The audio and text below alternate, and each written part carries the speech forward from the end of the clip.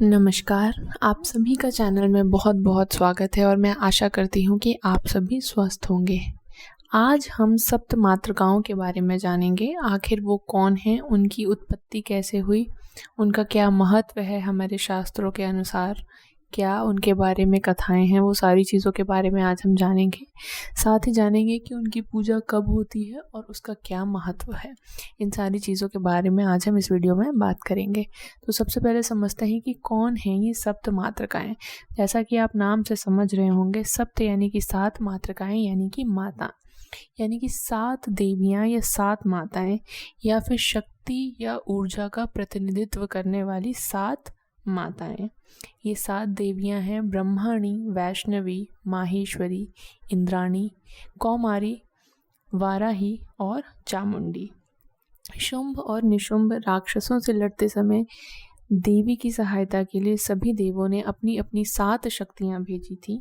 यह 7 शक्तियां ही सप्त मातृकाएं हैं। एक पौराणिक कथा के अनुसार ईशाना शिव गुरुदेव पद्धति में वर्णित मातृकाओं का निर्माण भगवान शिव की सहायता के लिए किया गया था, जब वे अंधकासुर से युद्ध कर रहे थे। युद्ध के दौरान जब भगवान शिव ने अंधक को घाव दिया तो उसके शरीर से रक्त की धारा बहने लगी और अंधक को यह वरदान था कि उसके रक्त से निकली एक बूंद भी अगर धरती पर गिरती है तो उससे एक अंधक का जन्म होगा। तो जमीन को छूने वाली प्रत्येक बूंद ने एक और अंधक का आकार लेना शुरू कर दिया।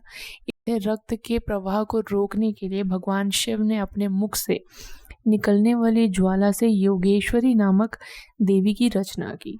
ब्रह्मा, विष्णु, महेश्वर, कुमारा, वराह, इंद्र और यम ने भी रक्त प्रवाह को रोकने के लिए योगेश्वरी का अनुसरण करने के लिए अपनी शक्तियों को भेजा और इस प्रकार सप्त मातृकाओं की उत्पत्ति हुई और अंधकासुर ने अंततः अपनी शक्ति खो दी और वह भगवान शिव के द्वारा पराजित हो गया। यह एक कथा के अनुसार है। सप्त मातृकाएं देवी शक्ति के कई अवतारों में से एक हैं, लेकिन उनकी विशेषताएं एक क्षेत्र से दूसरे क्षेत्र में और एक शास्त्र से दूसरे शास्त्रों में बहुत ही अलग और भिन्न हो जाती है। आम धारणा यह है कि सप्त मातृकाएं उन हजारों अंधकों को हराने के लिए प्रकट हुई थी जो राक्षस अंधक के रक्त से पैदा हो रहे थे। मातृकाओं की उत्पत्ति से संबंधित कई पौराणिक ग्रंथ हैं, जैसे मत्स्य पुराण, वामन पुराण, वराह पुराण, कूर्म पुराण और सुप्रभेदकम में मातृकाओं के संदर्भ में उनकी अनेक कथाएं और उनकी उत्पत्ति के बारे में जानकारी दी हुई है, जो कि आपस में कई जगह भिन्न भी देखी गई है। देवी महात्म्य के बाद के प्रसंग के अनुसार दुर्गा ने स्वयं से मातृकाओं का निर्माण किया था, यानी कि देवी दुर्गा ने स्वयं मातृकाओं का निर्माण किया था देवी महात्म्य के अनुसार, और उनकी मदद से राक्षस सेना का वध भी किया था। देवी महात्म्य की शुंभ निशुंभ कहानी के अनुसार, यानी कि इस कथा के अनुसार, मातृकाएं देवताओं के शरीर से शक्तियों के रूप में प्रकट होती हैं, जैसे ब्रह्मा, शिव, स्कंद, विष्णु, इंद्र। प्रत्येक के रूप में भगवान के पास जो भी रूप, आभूषण और वाहन था, उसके साथ चंडिका के पास पहुँचे। उस रूप में वे दैत्य सेना का संहार करते हैं। इस प्रकार मातृका युद्ध के मैदान की देवी मानी जाती हैं। उन्हें माता दुर्गा के सहायक के रूप में वर्णित किया गया है। साथ ही साथ उनके शुभ लक्षण की जानकारी भी दी गई है। देवी भागवत पुराण में 3 अन्य देवियों सप्त मातृकाओं के अलावा अन्य देवताओं की शक्तियों का उल्लेख भी है, जो 10 मातृकाओं का समूह बनाती हैं। कुछ पुराण संकेत देते हैं कि सप्त मातृकाएं इच्छा, क्रोध, लोभ, अभिमान, भ्रम, दोष, खोज और ईर्ष्या की पहचान है और ऐसे गुणों से दूर रहने के लिए उनकी पूजा की जाती है। भारत में मंदिरों में कुछ सप्त मातृकाएं की व्यक्तिगत रूप से पूजा की जाती है। इनमें से कुछ की पूजा नवरात्रि के दौरान भी की जाती है। सप्त मातृकाओं की मूर्तियां भगवान शिव को समर्पित मंदिरों में स्थापित पाई जाती हैं। वराह पुराण में कहा गया है कि देवी देवता संख्या में 8 हैं और उनमें देवी योगेश्वरी भी शामिल है।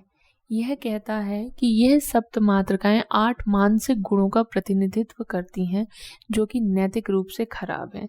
तदनुसार योगेश्वरी काम या इच्छा का प्रतिनिधित्व करती हैं, महेश्वरी क्रोध का, वैष्णवी लोभ का, ब्रह्माणी गर्व का, कौमारी मोह का या फिर भ्रम का, इंद्राणी मत्सर्य या दोष निकालने वाली का, यमी या फिर चामुंडा पैशुन्या का प्रतिनिधित्व करती हैं और वाराही ईर्ष्या का प्रतिनिधित्व करती हैं। देवी की पूजा के अनुष्ठान आज लगभग अनंत विविधा में होते हैं, लेकिन उनका उद्देश्य हमेशा जीवन शक्ति के रूप में प्रकट शक्ति दिव्य ऊर्जा को बढ़ावा देना ही है। यह जीवन शक्ति स्वास्थ्य और रोग से उपचार, पौधों की वृद्धि, भोजन में प्रचुरता, वैवाहिक सुख और यौन आनंद, प्रजनन स्वास्थ्य और बच्चों के जन्म, धन और कार्य गतिविधियों में सफलता और कलात्मक कौशल को बढ़ावा देने के लिए इनकी पूजा की जाती है। इसके साथ ही चतुरता या अपने शत्रुओं पर विजय प्राप्ति के लिए, शक्ति को जीवन में कायम रखने के लिए हिंदू धर्म में इन देवियों की पूजा की जाती है और इन्हें बहुत ही पवित्र स्थान दिया जाता है। आकर्षक, ज्ञान, करुणा और इच्छा से परिपूर्ण करने के लिए भी इनकी पूजा की जाती है। वह यथार्थ के सभी पहलुओं को आत्मसात करती हैं और सजीव करती हैं। सप्त मातृकाओं की पूजा और उनके लाभ क्या हैं और उनकी पूजा कब की जाती है। इनकी पूजा अक्सर बच्चे के जन्म पर छठी महोत्सव मनाने के रूप में की जाती है। तब सप्त मात्रा का पूजन होना बहुत ही आवश्यक और शुभ माना जाता है। सप्त मात्रा का पूजन नवजात बच्चे की हर तरह से, हर अनिष्टों से रक्षा करती हैं। इस पूजा के दौरान बच्चे को और माता को सप्त मातृकाओं का आशीर्वाद मिलता है। सप्त मातृका पूजा से व्यक्ति के घर में धन और वैभव की वृद्धि होती है और जितनी भी नकारात्मकता होती है वह उसके जीवन से हट जाती है।